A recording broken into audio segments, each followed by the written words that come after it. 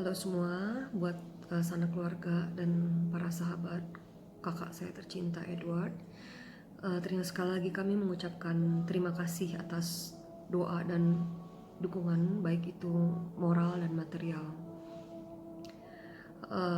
Pagi ini saya sedikit sharing mengenai siapa Edward, siapa dia menurut keluarga, tepatnya menurut saya.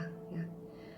Saya juga pakai baju ini, warna ini bukan berarti nggak berkabung, tapi kebetulan beberapa foto terakhir sebelum ditinggal saya pakai baju yang sama warna ini tanpa janjian, dan Kodang pun meninggalkan kami menggunakan baju ini, warna ini, ya, which is ya ini adalah salah satu warna favoritnya koko saya. Dan saya diiringi oleh lagu Enya karena saya tahu waktu SMA ini adalah album yang dia punya komplit dan sering banget diulang-ulang sama Edward di saat dia belajar. Nah, Edward istrinya Riri dari Bogor dan mempunyai 2 anak, Jessica dan Jericho. Mereka sangat kompak dan tentunya pasti kehilangan sekali. Tapi kami yakin dan mohon bantuan supaya mereka dikuatkan karena harus mandiri mulai sekarang. Edward waktu kecil sangat cute. Kebetulan saya beda 5 tahun, jadi kisah-kisah kecil itu kita dapat dari kakak-kakak saya dan mama papa saya gitu. Saking cute-nya, Edward pernah hilang dan ternyata itu diculik sama pembantu atau mbak yang kerja di rumah. Itu saking sayangnya diajak pulang, diinepin gitu loh. Cuma orang rumah pada panik, ya akhirnya dijemput pulang sama mama. Waktu itu mungkin usianya masih sekitar 2 tahun ya gitu loh. Nah, kebetulan juga kita punya tetangga yang punya gerobak sapi dan sering banget tiap hari itu pasti jemput Edward untuk nemenin dia ngambil pasir di pantai. Itu namanya Wak Cokot. Nah, Edward juga suka gaya ya. Jadi kalau misalnya nanti lihat videonya, nanti kita akan posting waktu Edward kecil, lucu dan memang gemesin ya gitu loh, jadi mainan tetangga. Kita punya Om itu punya studio foto yang sering ngajak kita foto-foto gitu loh. Nah, Edward setiap sebelum foto dia kepengen tampil maksimal hingga alisnya pun minta digambar karena kebetulan memang alisnya tipis ya gitu. Nah, Edward juga jiwa bisnisnya udah lahir dari kecil ya, which is emak saya atau nenek saya itu punya toko baju yang bisa dibilang terkenal waktu itu gitu loh. Tapi karena memang punya sistem kasih kasbon, akhir bulan itu emak sering ngajak Edward untuk nagihin utang gitu loh. Nah, si Edward ini saking memang udah pebisnis ya, itu kalau nego ke si emak bilang, oke mak, Edward ikut bantu, tapi dapat jatah ya dapat komisi udah nemenin emak gitu loh. Nah, sama kalau misalnya cici-cici saya misalnya suruh Edward, kamu beliin miso itu versi murahnya bakso, nggak pakai bakso, jadi cuma mie aja gitu ya. Nah, Edward udah bilang gitu loh, oke, dia beliin, tapi berapa buat dia gitu loh. Ya istilahnya udah jadi apa ya, delivery man-nya cici-cici saya lah waktu kecil gitu loh. Nah, Edward memang suka olahraga dari kecil ya. Itu mama papa juga pernah beliin skateboard dan dia bisa. Dan mulai juga waktu SD itu mulai dikursusin renang, dan ternyata dengan menekuni renang itu Edward sempat juara 1 gaya kupu-kupu, juga juara 2 gaya dada ya gitu loh. Dari situ dia dapat uang saku dan ditabung. Sampai waktu kelas 6 SD dia dari uang tabungan itu minta mama beliin sepeda balap.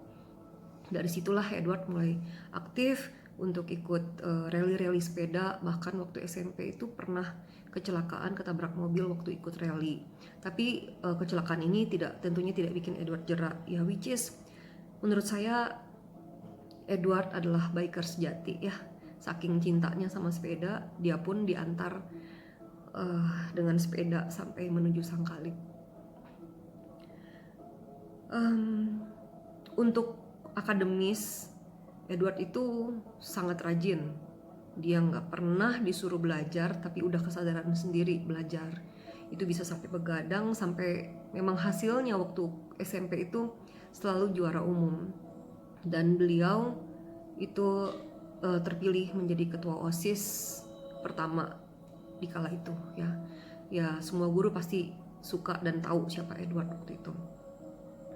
dan beliau pun yang mengajarkan organisasi kepada saya, ya which is setelah era Edward saya juga menggantikan posisi ketua OSIS waktu zaman saya. Nah,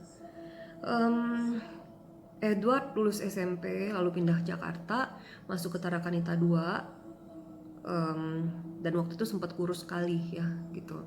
Nah, sampai waktu lulus SMA, Edward juga nerusin ke Teknik Elektro di Trisakti. Ya di situ saya juga pernah nyemplung nggak sekali ke kelas karena waktu itu saya harus cari sekolah dan Edward nggak punya waktu karena bentrok sama waktu kuliahnya, jadilah saya masuk ke kelasnya dia gitu loh.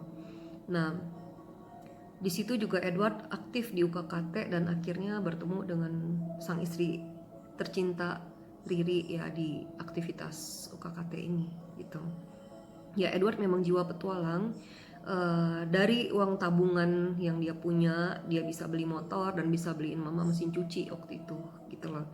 Nah, dengan sepeda motor ini meneruskan hobi sepedanya sampai dia juga sering touring ya, sampai ke Jogja, ke Lampung itu pakai sepeda motor. Nah, waktu kuliah Edward juga sudah mandiri dengan memberikan kursus-kursus matematika, fisika, kimia.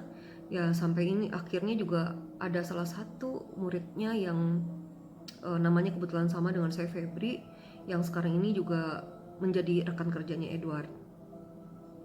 Nah, ternyata dalam kerjaan pun Edward sukses. Itu yang mengantarkan Edward kemana-mana ya, ke Eropa, kemana-mana, ke Amerika, ya ke negara-negara banyak sekali lah gitu yang kita nggak bisa sebutin satu-satu. Ya tentu Edward jadi kebanggaan keluarga karena kami dari keluarga yang bukan berlebihan, ya tepatnya keluarga sederhana, cuma mama papa yang hanya lulus SMP juga SMA, itu demi anak-anak apapun akan dilakukan demi supaya anak-anak lulus sekolah yang terbaik, paling nggak lebih baik dari mereka dan bisa mendapatkan pekerjaan dan bisa mandiri ya. Dan itu saya terima kasih sama mama papa. Puji Tuhan anak-anak nggak ngerepotin mama papa saat ini. Semoga selamanya kami nggak pernah ngerepotin lagi dan bisa memberikan lebih buat mama papa. Lalu Edward setelah kerja dia mulai usaha sendiri dengan VUIP ya, base-nya bisa di Filipina, di Hong Kong, dan saat ini juga base-nya juga di VUIP. Edward salah satu dari keluarga yang sukses dari kami, dan spirit Edward itu sangat suka komunitas. Dia punya spontanitas yang luar biasa dalam menjalin hubungan dengan keluarga. Ya, yang namanya juga adik ya, saya juga sering berantem dengan Edward, apalagi kalau di saat beliau mengajari saya matematika, fisika, ya which is yang namanya adik sama adik sendiri mungkin juga nggak gitu sabar, dan saya juga mungkin kelebihan bolotnya gitu loh, bodohnya sampai nggak suka nangkep juga gitu yang diajarin. Ya ternyata memang kita berbeda lah gitu loh, skillnya gitu. Ya waktu Edward sering keluar negeri, kadang-kadang ada kecil hati gitu loh, aduh si Edward kenapa sih nggak pernah beliin oleh-oleh, ya which is cuma sekedar gantungan kunci atau apa gitu ya. Tapi makin kesini kita juga ngerti Edward itu apapun yang dia keluarkan itu penuh perhitungan, tapi bukan berarti pelit ya sebenarnya gitu loh. Setelah kita kenal sebenarnya Edward itu memprioritaskan sekali keluarga, dia nggak mau ngerepotin orang ya. Tapi di saat keluarga butuh ya, mama atau papa memang pas lagi ke rumah sakit atau apa, ya Edward yang paling turun tangan lah gitu loh. Dan jangankan mama papa atau keluarga, bahkan keluarga lain pun kalau seandainya sakit, itu Edward yang paling cepet banget turun tangan gitu loh. That's why kenapa kita keluarga sangat kehilangan Edward. Edward juga yang ngebentuk grup family ya, yang tiap pagi nggak pernah bosan ngingetin kita untuk misa. Nah, spirit ini yang kita ingin teruskan, karena Edward pasti ingin silaturahmi antar keluarga ini tidak hilang. Ya beberapa bulan terakhir memang Edward makin intens untuk ngajak kita ketemu, ngumpul ya. Sampai sebulan yang lalu persis kita ke Pelabuhan Ratu dan Edward ingin merayakan ulang tahunnya bersama-sama dengan keluarga. Dan siapa sangka, dan tidak ada yang tahu kalau itu adalah pertanda. Itu adalah ulang tahun terakhir yang kita bisa rayakan. Dan Edward juga terakhir apa ya,